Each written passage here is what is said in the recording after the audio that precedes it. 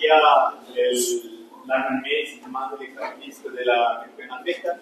Entonces pasamos a lo que serían los métodos de laboratorio que ya citamos y métodos de imagen, ¿verdad?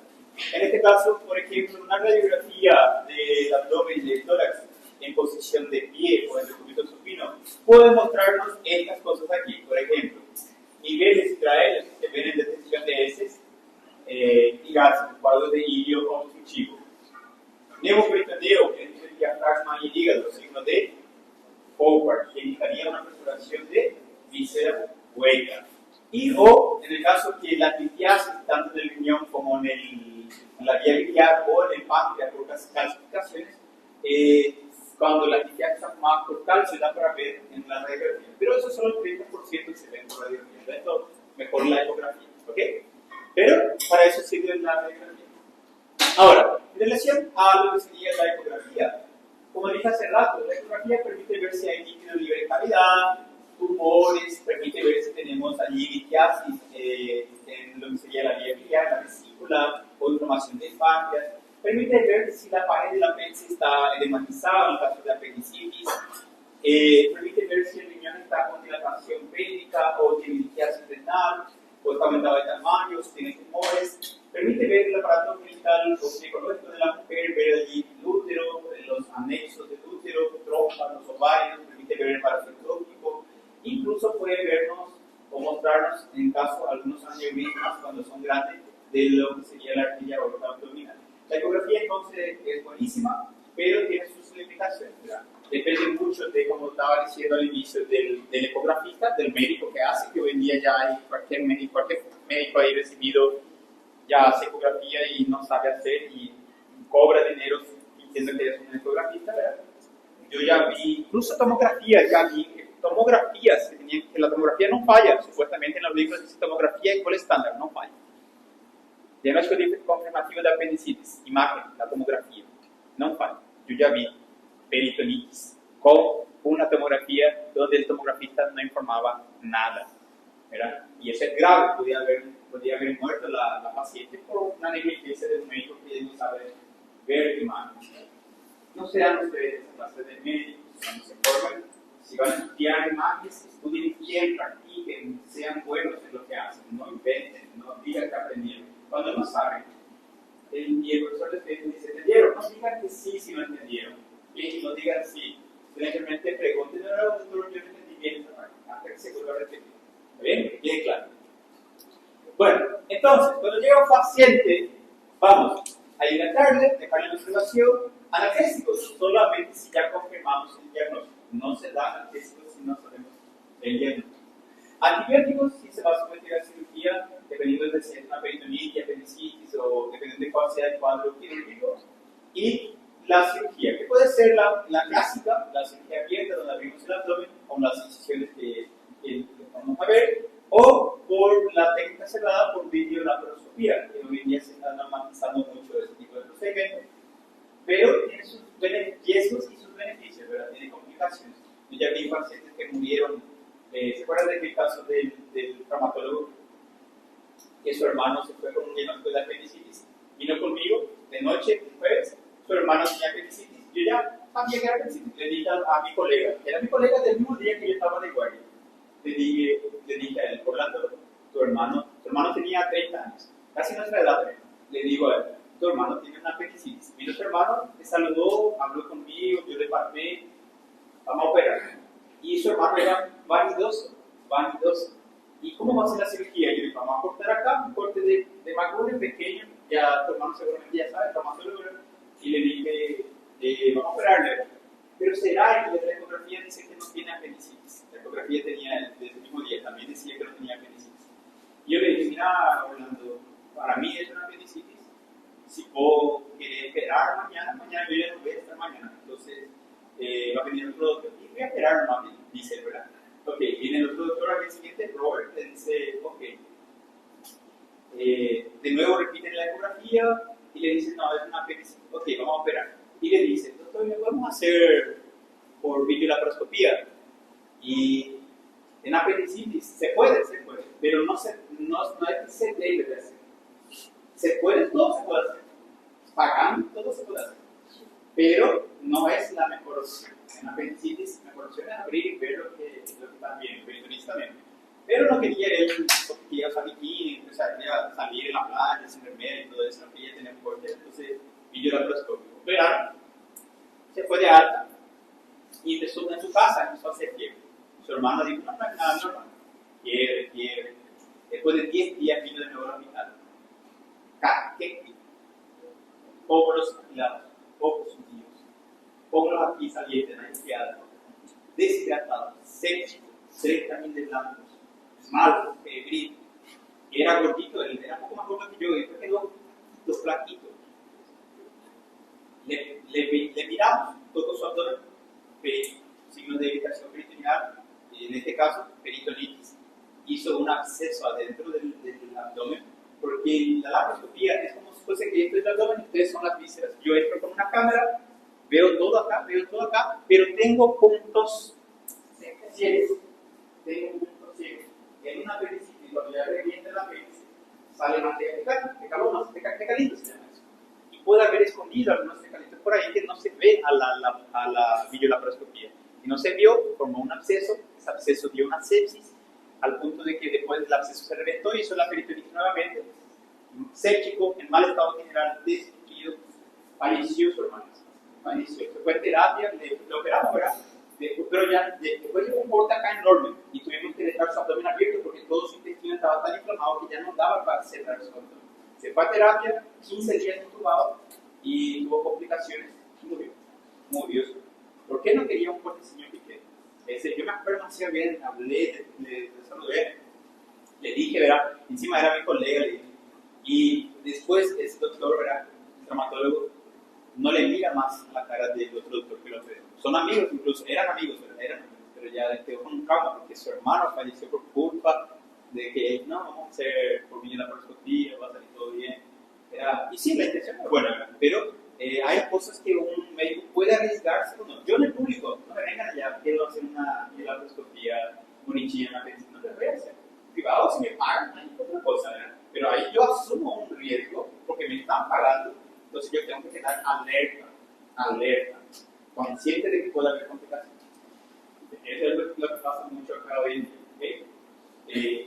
La mamá también de una doctora me dice también así, una señora se hizo una esterectomía por videolaparoscopía, por vías transvaginales. Y la propia amiga, mis lados son amigas, y la propia amiga le dijo, no, ¿qué debe hacer tu mamá? Ok, le hizo la cirugía videolaparoscópica por vía transvaginal, lindo, que no deje cicatrices. Por eso mismo se fue con ella. Se hizo y no vieron ellos cuando cortaron el útero, había intestino encima del útero y habrá perforado una pequeña punzada allí. Sacaron el útero, no vieron la lesión del intestino, se fue de alta, empezó a hacer fiebre, dolor. No, es una infección de la herida, le mandaron a su casa.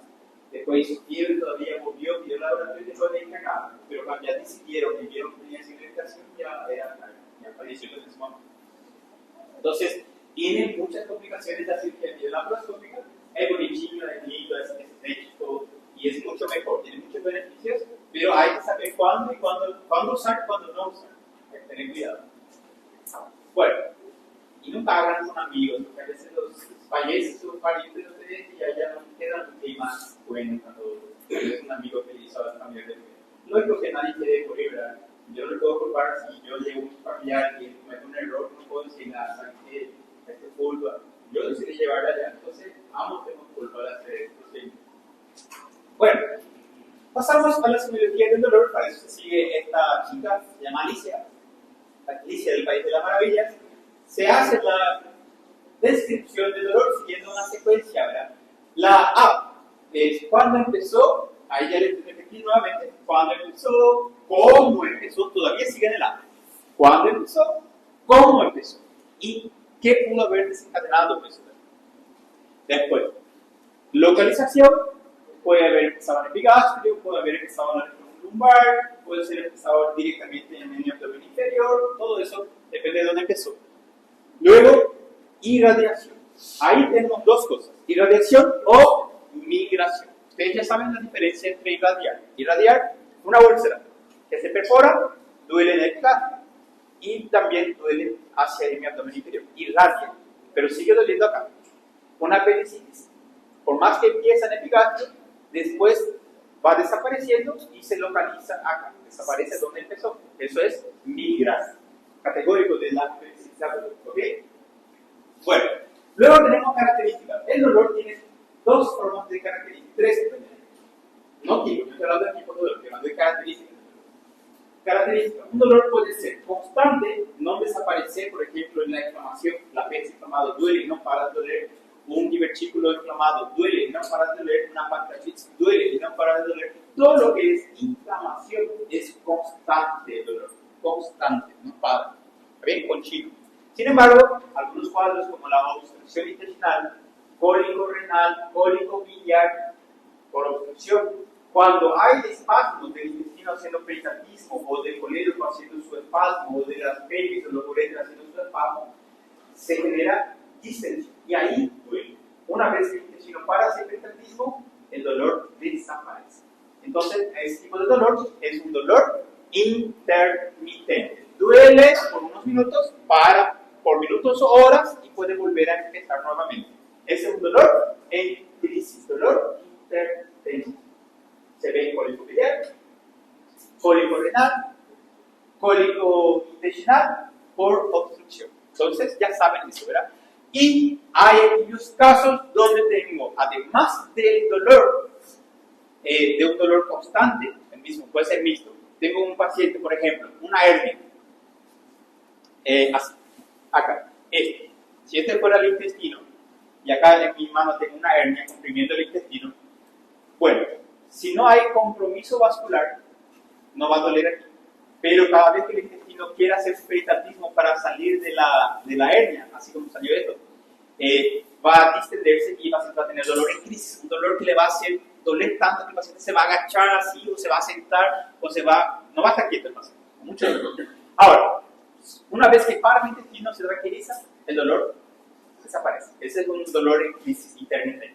Ahora, si el orificio, en el caso donde está el intestino, está comprimiendo a tal punto que ya hay isquemia, va a doler aquí mismo porque está siendo necrosado, está sufriendo isquemia. Entonces va a tener un dolor abdominal constante y intenso, pero que en algunos momentos puede tener también crisis de dolor sobreagregada a ese dolor continuo.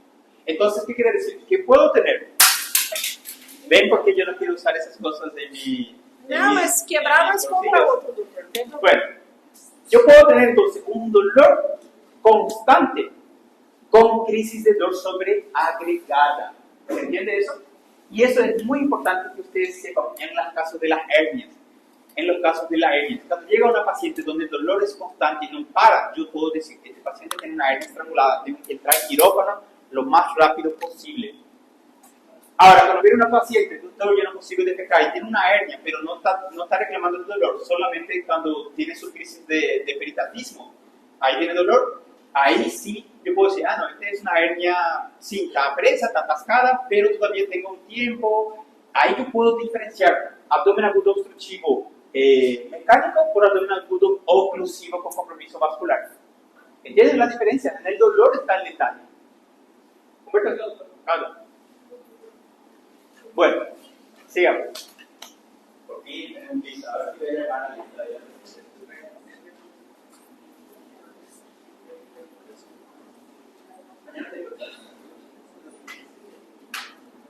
Bueno. Sí.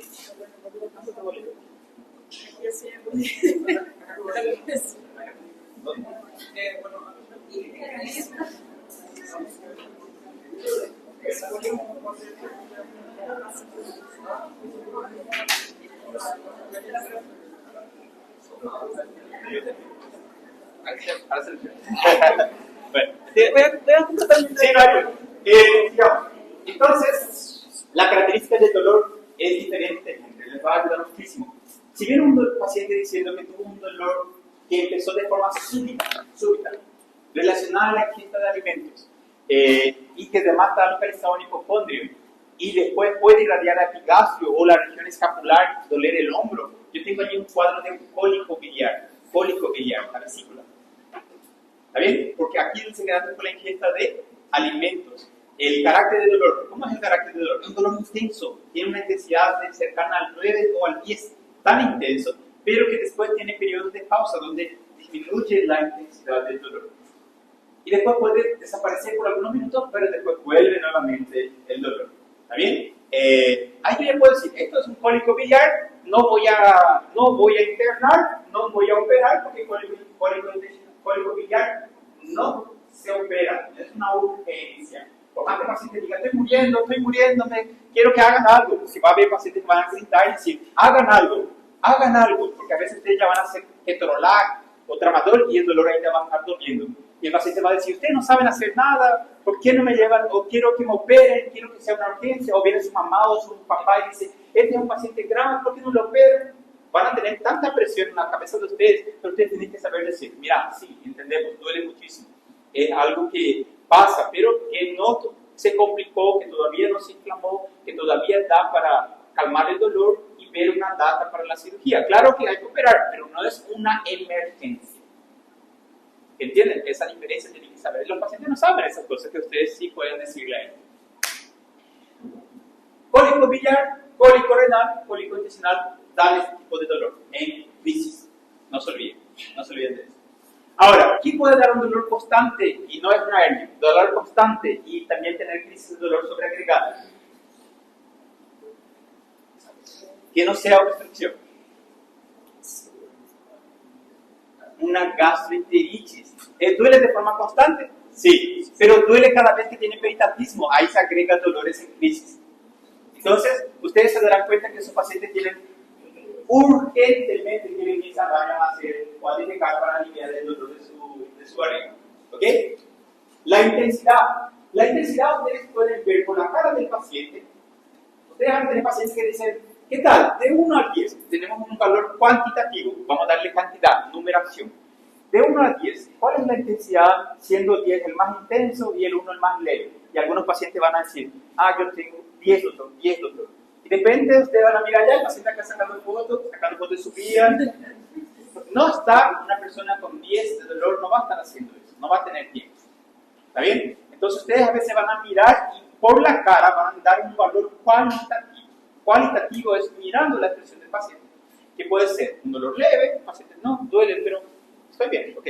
Y aquellos que sí están así con una cara de pocos amigos, y están aquellos que están gritando y se contorsionan. Entonces tengo dolor leve, moderado a intenso, severo.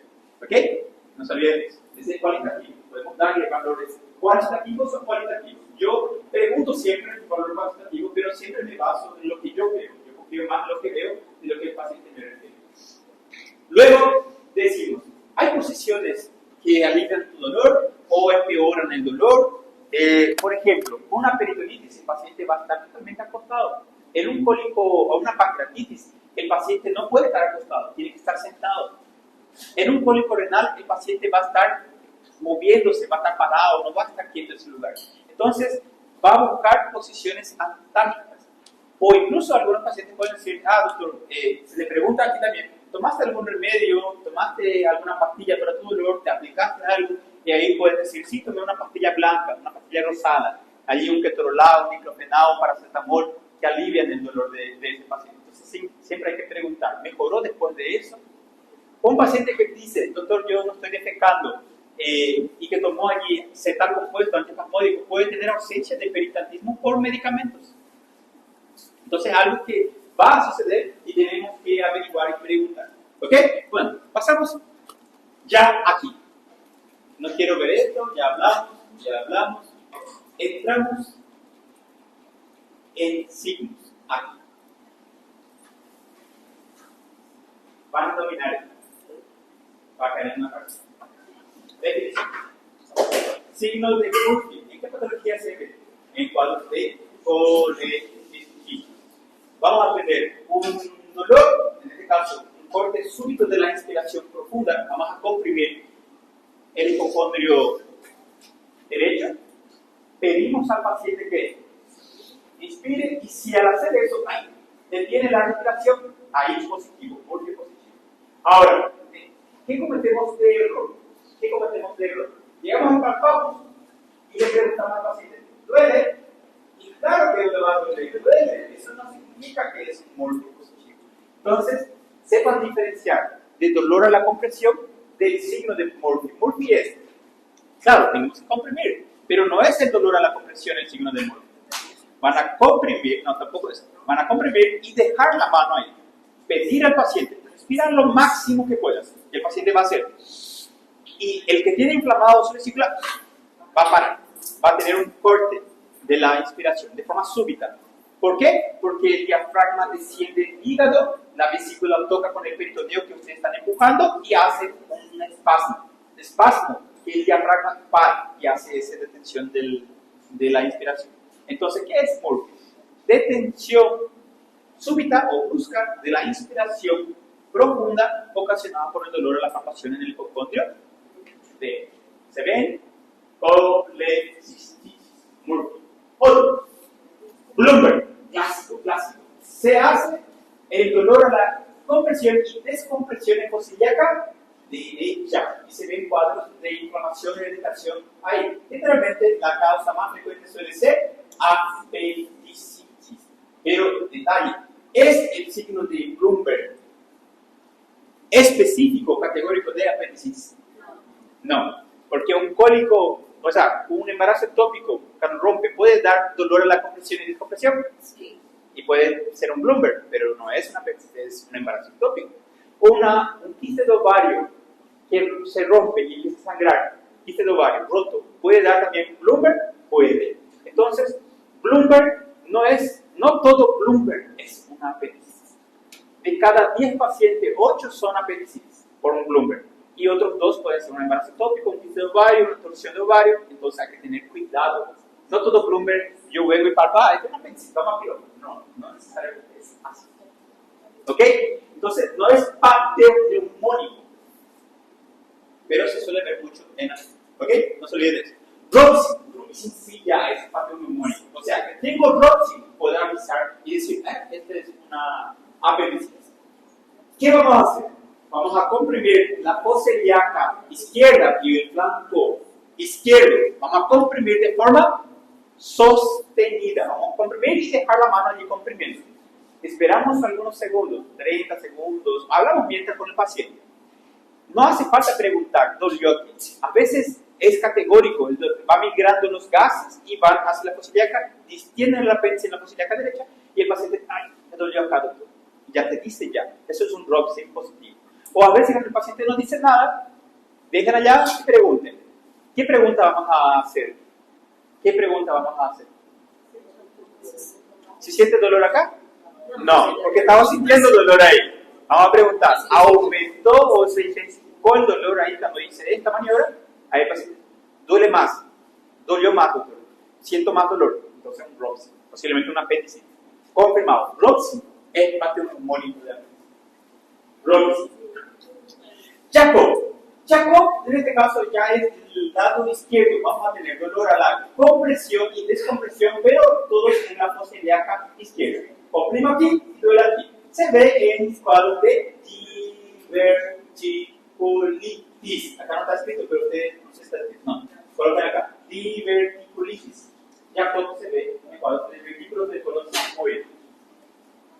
Ahora, en este caso vamos a tener dolor en el epigastrio. Acá está mal escrito eso. Pero es un dolor acá arriba, en el epigastrio, ocasionado por la compresión fosa ilíaca derecha. Acuérdense que al inicio del apéndice, su dolor es visceral.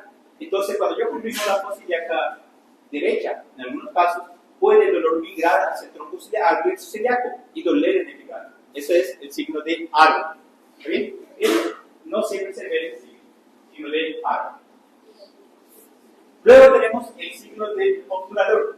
En este caso, en el caso que el apéndice esté en la región pélvica, en la región pelviana, vamos a, si está acostado, flexionar su muslo del paciente en un ángulo recto, al mismo tiempo que se le hace girar de forma interna y externa en la pierna del paciente, ¿verdad?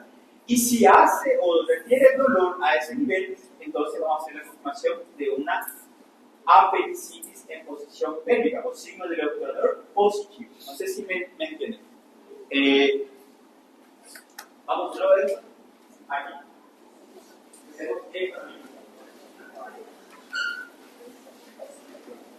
Luego de esto,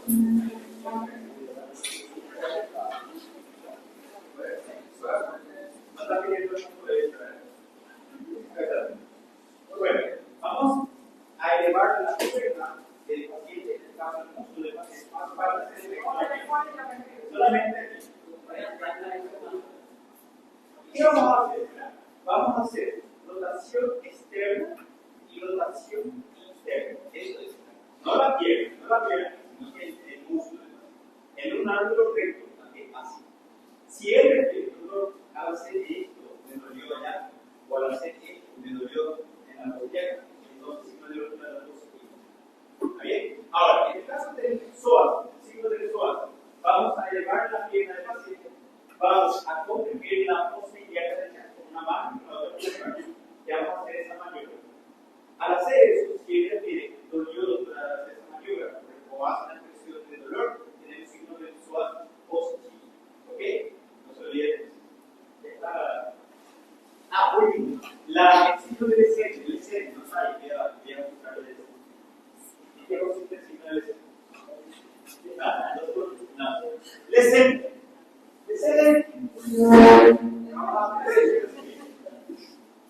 Aquí no va a estar la segunda pared. No va a ahora queda posición lateral. Discurso lateral izquierdo. Ahí. En esa posición, esta pierna se da y esta pierna hace. Voy a palpar acá. Tengo la espinilla y acá tengo la espinilla acá superior. Voy a palpar dos dedos por arriba de la espinilla canal superior y después de este punto dos dedos hacia atrás. Es un punto del centro. ¿Para qué sirve ese punto? No es para hacer el diagnóstico de la apendicitis. Es para localizar. El psoas y el dolor también no son para hacer el diagnóstico de la apendicitis. Son para localizar la posición de la apendicitis. Acá lo que yo estoy haciendo, ¿dónde yo voy a diagnosticar la posición de la apendicitis? En una posición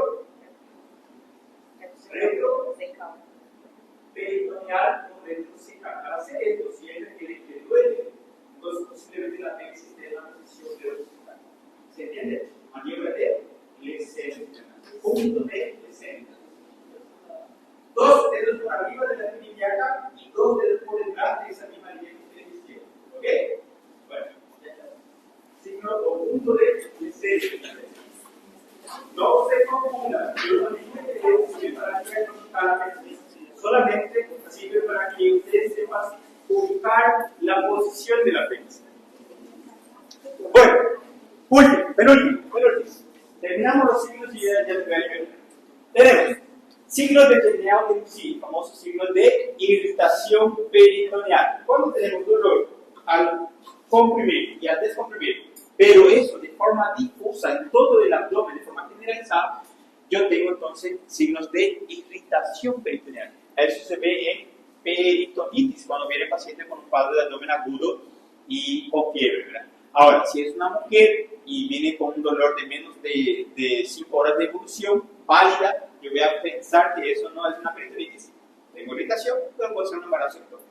La sangre irrita. Siempre recordar, sangre, la vesícula también puede perforar si es una peritonitis, inflamación, irritación, la úlcera gástrica perforada, la vejiga, el uréter, la pelvis renal y la vejiga pueden romperse, y la orina también irrita el peritoneo. La sangre, son varias causas que pueden ocasionar irritación peritoneal. No digo que no son quirúrgicos, vesícula se opera, la vejiga si se perforó se opera, si se perforó una úlcera se opera, son quirúrgicos. Si hay un embarazo ectópico se opera, si hay una peritonitis se opera, todo se opera. Pero hay que saber qué, ¿verdad? Bueno, signos de Winter-Schmidt, eso se ve solo en mujeres, no van a ver eso en el paciente masculino. ¿Por qué?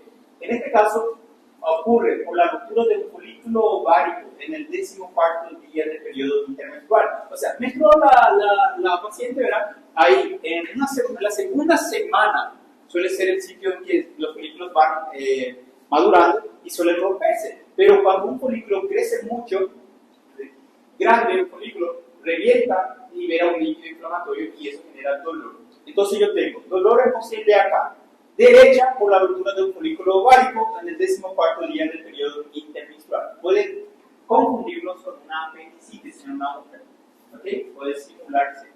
Pero el dolor siempre empieza directamente allá abajo, no empieza en el hígado, empieza directamente en posible acá derecha, ¿ok? Prueba de salto yo nunca le pido al paciente ridículamente que se pare con una pierna y que salte, ¿verdad? No voy a hacer eso. Si estamos en una apendicitis aguda, se le hace al paciente saltar y dice que va a doler la posibilidad derecha.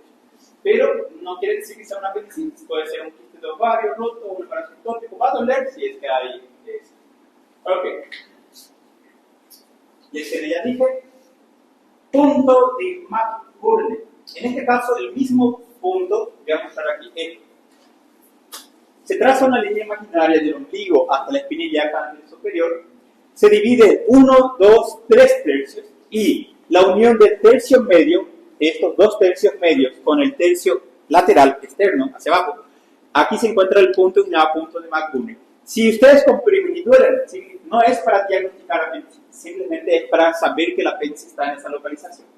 Es como el punto del LCD que yo les dije que se hace en el caso de Enzo, cuando palpamos acá atrás, sirve para localizar el apéndice en una posición retrocecal, el signo del psoas y el conturador sirve para localizar el apéndice en un punto más peridiano, en un punto más inferior.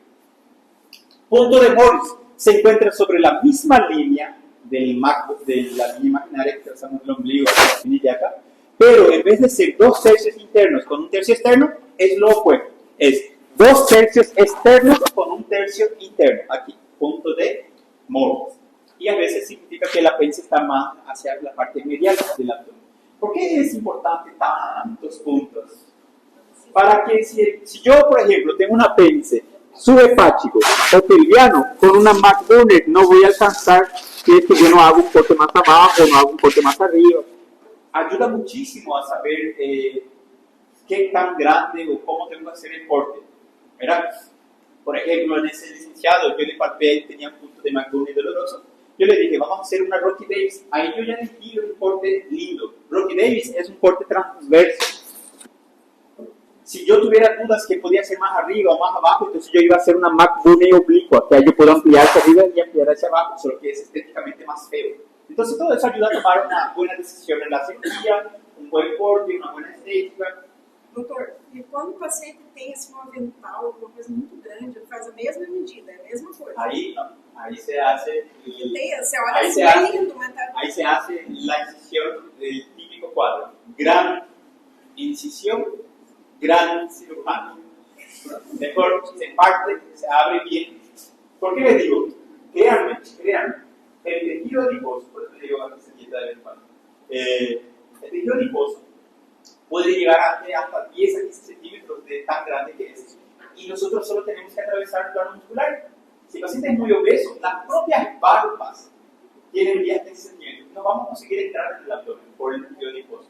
Yo recomiendo que cuando sea una paciente obeso y tienen altas sospechas de apendicitis, hacer por laparoscopía. Ahí se puede, porque ahí no vamos a abrir o tener toda la grasa estomacal, porque vamos a estar por dentro, debajo del músculo, allá adentro.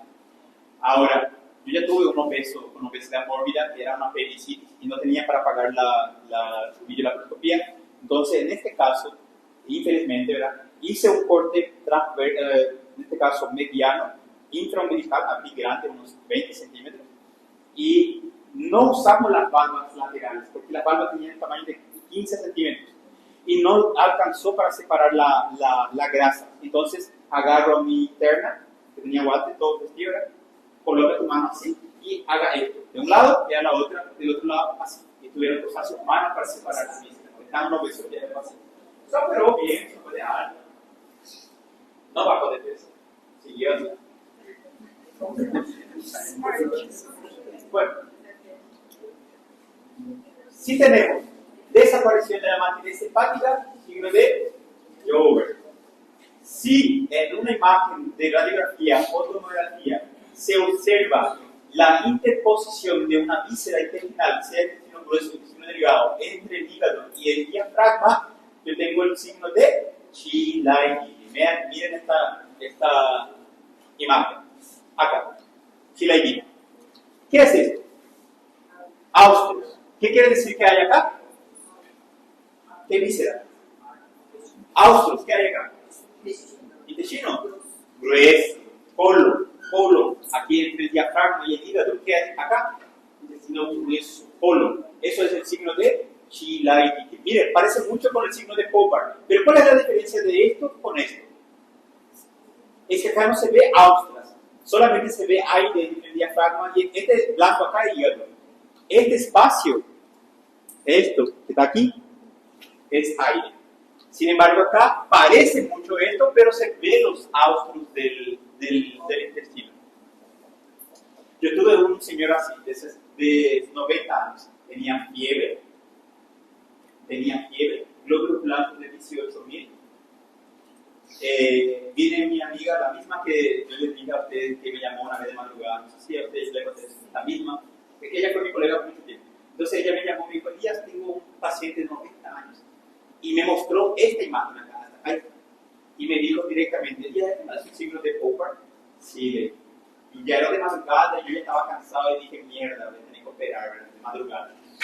Lo peor es operar de madrugada, cuando estás cansado. Después, ok, preparo materiales para cirugía, llamo al terapista, mira, tengo un paciente de 90 años, voy a operar, necesito de terapia.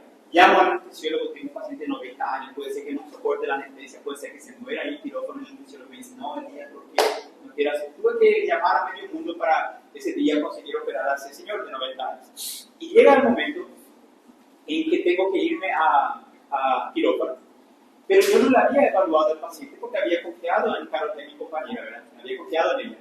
Y esa imagen era prácticamente categórica. Entonces le dije, vamos a verle al paciente. Me fui allá y estaba el paciente comiendo una hamburguesa. No, era un sándwich. Y la mesa tenía que ver. Y estaba comiendo. Y le miro al señor y le digo, y sus hijas ahí, ¿verdad? Señor, vos estás loco. Le vamos a operar, no podés comer. Aunque tenía hambre. Después yo le miro así y digo, ¿tenés hambre? Espera. Le llamo a Carlos, vení poco acá. Y el paciente tiene hambre, Carlos. Tiene hambre acá. Ok. Voy y le parto su barriga. ¿Te duele tu barriga? No me duele. Le parto su barriga. Blando, nada. ¿Te duele tu barriga? No. ¿Te fuiste al baño? Sí. Deje todo. Ya. Ahí mi jefe ya llamándome días. Después de un paciente, vení rápido, vamos a entrar al quirófano. Espera, doctor, le digo yo. Pasó algo acá. Esperamos unos minutos, le digo. Y el doctor ya el quirófano esperando. No, esto era un negro directo en esta época. Y ¿voy de parto? No, espera, vamos a tomografía, aquella imagen. Austros entre el diafragma y el hígado. Chilaiditi era su diagnóstico. ¿Se opera? No. ¿Por qué? Porque simplemente lo que pasa cuando envejecemos, todo queda flácido, las vísceras pueden entrar ahí entre el diafragma y el hígado. No significa que hay que operar. Porque el paciente comía, cagaba, no tenía dolor, nada. Pero detalle, tenía fiebre, tenía blancos elevados. Yo por eso pensé que era un cuadro de peritonitis. Pero ¿sabe cuál es la señal? Que tenía un problema pulmonar, tenía neumonía. Por eso tenía glóbulos blancos elevados y por eso tenía fiebre. Casi. ¿Verdad? Casi se partió, ¿verdad? Iba a morirse el paciente si hubiera entrado en cirugía. Neumonía, intubado. No iba a soportar más todavía con una paratomía errónea, ¿verdad? Iba a morirse ese señor. Me salvé de esa cirugía. Bueno, Howard, aire entre el diafragma y el hígado, tema del examen, chilaidite, vísceras entre el diafragma y el hígado. ¿Ok? Bowrage es cuando yo tengo un hilio biliar. ¿Qué es hilio? Hilio. Detención. Biliar, detención del tracto intestinal por una litiasis vesicular. Acá lo que pasó fue una fístula entre la vesícula y el intestino que hizo que la piedra de la vesícula entrara en el intestino y quedara obstruyendo aquí la unión iliocecal. ¿Y qué ocasionó? Una detención del tránsito intestinal, un hilio biliar. A eso se llama signo de Bowrage. También es algo que quiero que memoricen. Bueno, y dejamos aquí, porque esto yo ya cité, esto también ya cité, solamente un repaso. Bueno, cerramos este capítulo. Etapas diagnósticas. Pueden ser un abdomen agudo, hay que descartar. Patologías generales con repercusión abdominal, teta, encefalitis, dengue, puede ser meningitis, puede ser cualquier otro trastorno que produzca dolor abdominal. Simula ser cuadro abdominal agudo quirúrgico. A ver, meningitis, encefalitis, tétano, intoxicación por metales pesados, agrotóxicos, dengue, ¿ok? Luego tenemos patologías del tórax que puedan doler hacia el abdomen simular un abdomen agudo quirúrgico, como neumonía, derrame, edema pleural, pancreatitis, dolor de los nervios intercostales por herpes, esofagitis, acalasia, todos son cuadros torácicos que pueden doler hacia el abdomen. Infarto agudo del miocardio puede también doler hacia el epigastrio. Ahí tenemos neumonía, tromboembolia, pleuritis por herpes, infarto agudo del miocardio, pericarditis, esofagitis, incluso una neurisma de la arteria torácica, aorta torácica puede doler hacia el abdomen.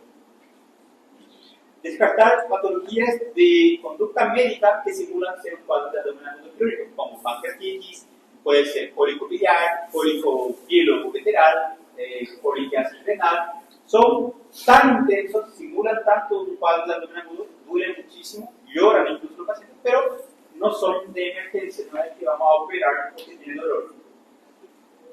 Y los cuadros de abdomen agudo quirúrgico, inflamatorio, hemorrágico, oclusivo, en este caso oclusión intestinal, y torsión de vísceras o tumor.